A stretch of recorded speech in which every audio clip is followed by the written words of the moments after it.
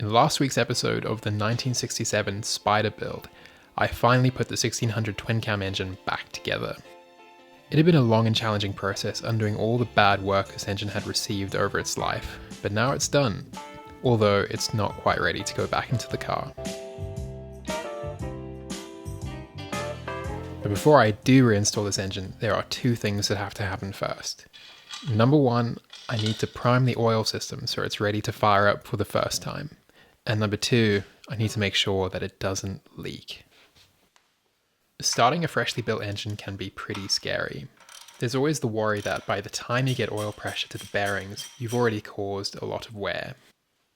Some people rely on assembly lube to protect the bearing surfaces until the oil arrives, but my way is a little different. This is a power steering pump hooked up to a 1300 RPM electric motor. It looks a little dodgy, but it actually works really well. Using this, I can pump oil through the engine as if it was running, without having to crank it over. That way, when I do crank it for the first time, it already has oil everywhere it needs it. It also helps to spot oil leaks before I install the engine in the car.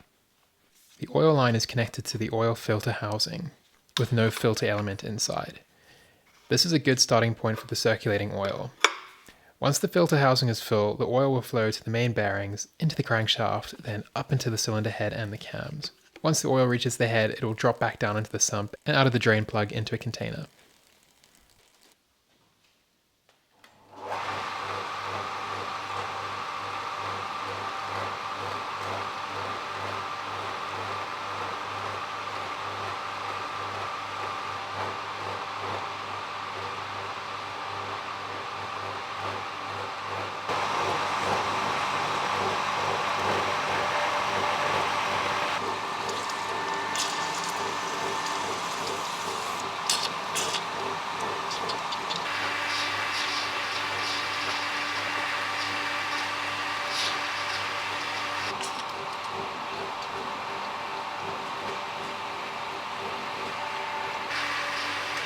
At 85 psi, there are no oil leaks anywhere on the engine, which would have shown at such a high pressure.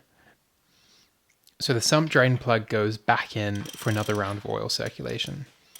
This time, the oil can stay in the engine.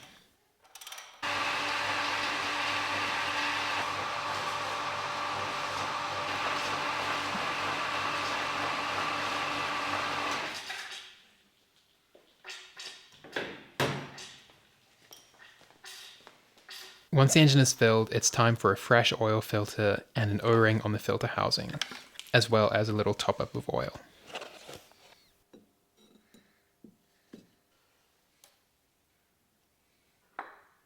And that brings us to the end of the leak test and oil priming process.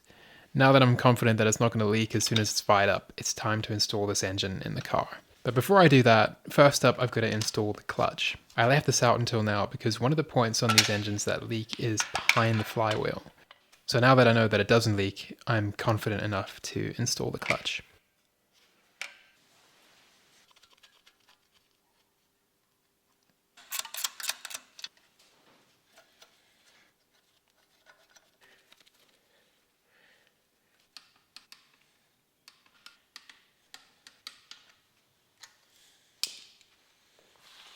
The engine goes back into the car relatively complete, except without the radiator fan or the alternator.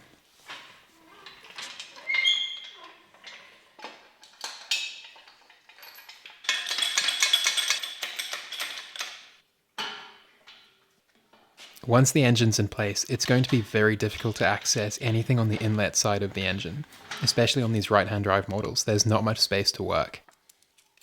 So I'm installing the engine with the carburetors, the engine mount, and the carburetor support bracket all in place and done up. The exhaust side engine mount can go on later. In fact, it's better to leave it off for now because it catches on the battery box on the way in.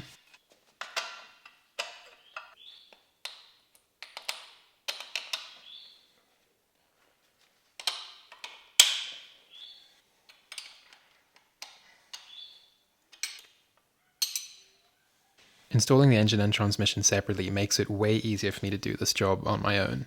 Installing the engine and transmission together as a unit, as they would have done in the factory, would require somebody to man the crane and maneuver the engine from the top and someone to guide the transmission in from the bottom. And because I work on my own, that's just not really an option. And plus, I've fitted and removed so many engines and transmissions this way, I've gotten pretty good at getting it in and out without causing any scratches.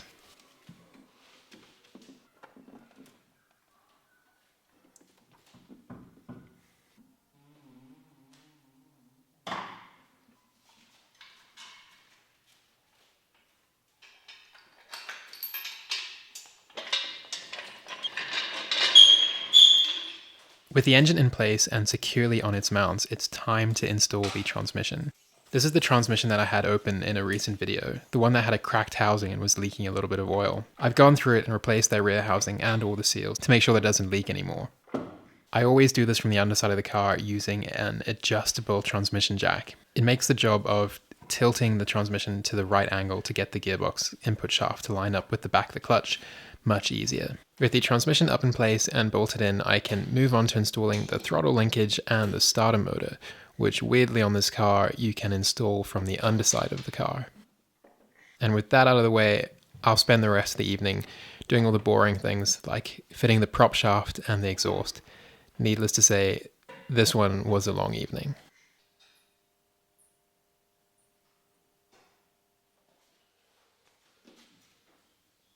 There are just a couple of things left to install before I can turn the engine over for the first time. There are the coolant hoses from the inlet manifold to the heater core, the radiator cooling fan and shroud, and the radiator itself as well as its hoses. The cooling system is topped off with a summer coolant, mostly to prevent corrosion in the engine, not so much for antifreeze protection. I do live on the South African East Coast after all. At this point, on the underside of the car, the only outstanding items are the clutch cover and the clutch cable. These early 1600 cars have a mechanical clutch instead of a hydraulic clutch. It's a little tricky to use, but it's nice that you never have to bleed it. Now that everything is in place and connected, I can put the battery terminals back on and crank the engine over for the first time. I should point out that the wire to the ignition is disconnected, the fuel lines aren't attached to the pump, and the spark plugs are out of the head. Even though this engine has been primed, I'd like to see oil pressure on the gauge before I actually try and start it.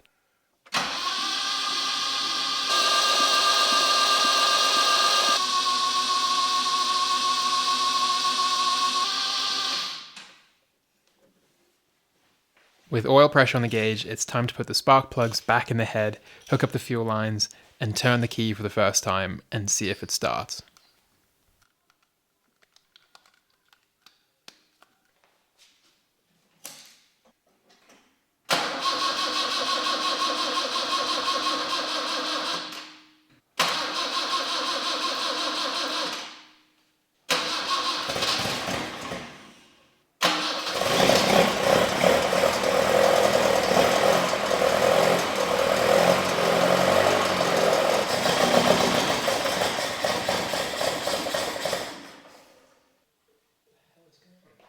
So it starts and runs. However, the fuel pressure is way too high. So I'll adjust that and give it another go. And you can hear a slight ticking noise, which is the cooling fan just touching the shroud, which is no big deal. Well, at least not for now.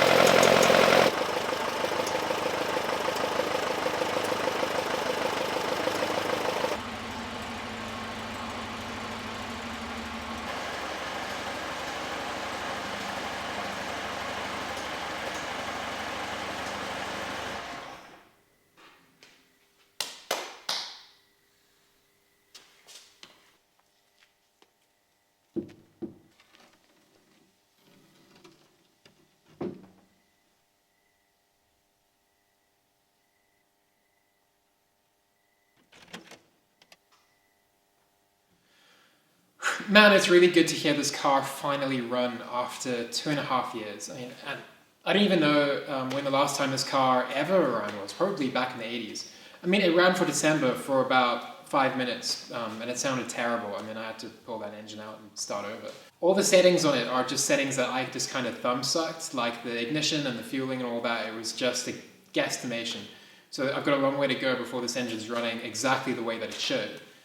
But for now, I'm pretty happy with it. I mean, it fired up pretty easily, all things considered.